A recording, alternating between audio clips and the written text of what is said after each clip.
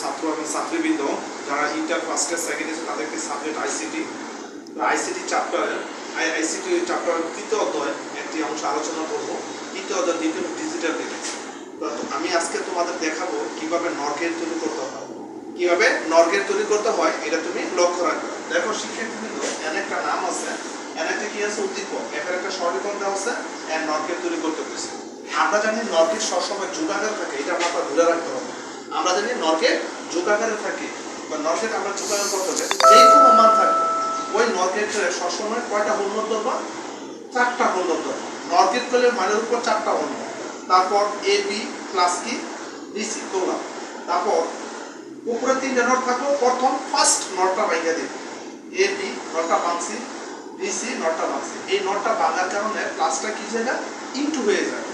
এসে আবার 3টা যা আছে আমরা তাই লিখলাম, পরবর্তী এই নোটটা ভেঙে দাও, এই যে এটা আছে এই নোট ভাঙার কারণে এটা ইনটু ইনটুটা কি প্লাস হয়ে যাবে, বি নোট ভেঙে গেল।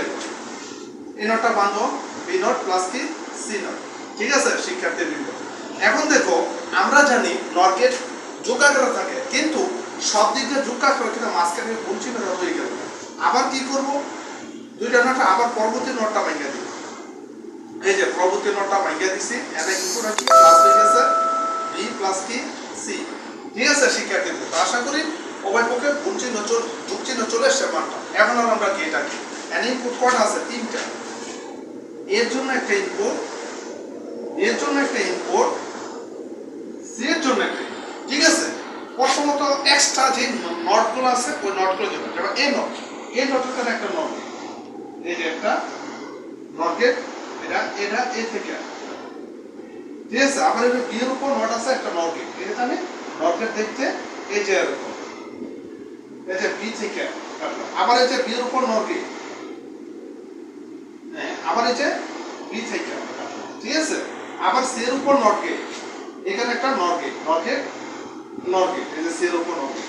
এবার শিক্ষার্থীবৃন্দ এই একটা হোল নোট, এই হোল নোটটা এই দুইটা গেটের উপর মডিফাই করে এখানে আরেকটা নটগেট। বাস এটা ক্লোজ করে দিলাম। তারপর দেখো এই নোট প্লাস কি বি নোট হোল নোট, আবার কি এটা একটা হোল নোট, এই দুইটা গেলে এটা কোনো একটা নটগেট। বাস আমরা কি করে দিব, যোগ করে দিব B note C note whole note. আবার দেখো এখানে একটা হোল নোট আছে, পুরো হোল নোট, এটা কারণে আরেকটা নটগেট। বাস এটা এটার উপর লিখে দিব, মানটা পুরো তুলে দিব, এ নোট প্লাস কি B note plus B note plus C note whole note. আবার কি এই যে আরেকটা হোল নোট আছে, এই হোল নোটে আরেকটা হোল নোট লেখা, টোটাল হোল নোট। বাস এটার উপর আরেকটা হোল নোট। বাস মানটা হয়ে গেল f সমান এই যে পুরো হোল মানটা তোমরা তুলে দিবা। তো শিক্ষার্থীবৃন্দ, আমি তোমাদের মানের উপর ভিত্তি করে কিভাবে নরগেট তৈরি করতে হয় এটা আমি তোমাদের দেখালাম। তো তোমরা যারা আছো নিয়মিত এটা প্র্যাকটিস করো, আশা করি তোমাদের জন্য অনেকটা সফলতা হয়ে আনবে। তো শিক্ষার্থীবৃন্দ, আজ এই পর্যন্ত থাকবে। আমি আগামী ক্লাসে আরেকটা আইসিটি নতুন কোনো লেকচারে হাজির হব। আজ এই পর্যন্ত থাকবে। আসসালামু আলাইকুম ওয়া রাহমাতুল্লাহি ওয়া বারাকাতুহু।